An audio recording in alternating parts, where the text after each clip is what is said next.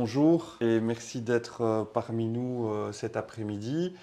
Est-ce que tu peux nous expliquer les premières étapes de mise en vente d'une entreprise? Tu as déjà préparé toute cette documentation marketing avec l'infomémo, le teaser, etc.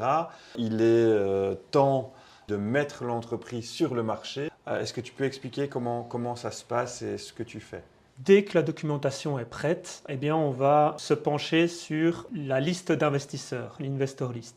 Donc, qu'est-ce qu'on va faire? On va commencer par demander aux dirigeants s'ils pensent à des sociétés qui pourraient être intéressées par sa société.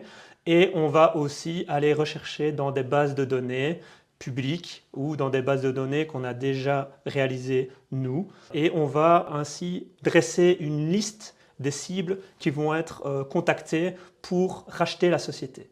Et alors, une liste, c'est combien d'acquéreurs potentiels? Alors d'expérience, je te déconseille très fortement de faire appel à 500 investisseurs d'un coup, Pourquoi?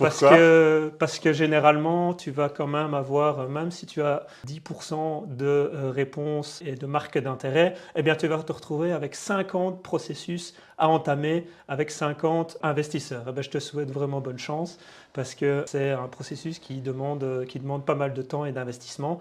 Donc, ce que je vais te conseiller, c'est plutôt de dresser une liste de 50, 100 cibles prioritaires et de travailler par batch, par partie. Donc, tu vas envoyer d'abord aux 20 premiers qui, selon toi et selon le dirigeant, sont les cibles prioritaires. Tu vas d'abord leur envoyer à eux. Tu vas voir un peu les retours.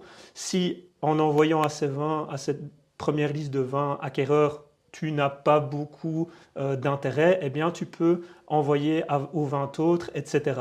Il faut un peu voir comment le marché réagit, mais je te conseille de ménager ta monture parce que franchement, après, pour être un contact professionnel, eh bien, il ne faut pas que tu aies 200 candidats investisseurs, sinon tu vas te perdre et là, ça peut nuire à la crédibilité de la société aussi. Donc, il faut faire très attention à ça. Donc tu as cette première étape où en fait tu vas communiquer toi-même le teaser à cette fameuse investor list qui était validée par le dirigeant et que tu vas communiquer. Est-ce qu'il y a d'autres moyens? Là on parle quelque part de marketing push, hein, tu vas vraiment être proactif dans la diffusion de l'opportunité.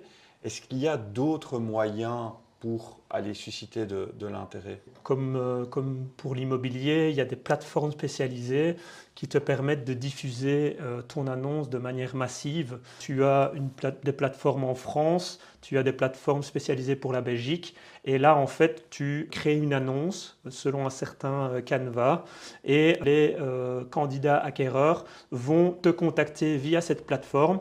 Et là, tu vas pouvoir entamer le même processus qu'avec des investisseurs que tu as identifiés toi-même, mais ils seront plutôt venus vers toi que toi vers eux, en fait. C'est vraiment, il y a plein de façons de diffuser une annonce et ça, c'est vraiment très intéressant parce que ne fût-ce que pour diffuser sur le réseau français, c'est pas toujours facile parce qu'on le maîtrise moins. S'il y a une plateforme qui permet de toucher un nombre important de candidats acquéreurs, eh bien ça vaut de l'or parce que naturellement, c'est du travail de recherche qui est économisé aussi.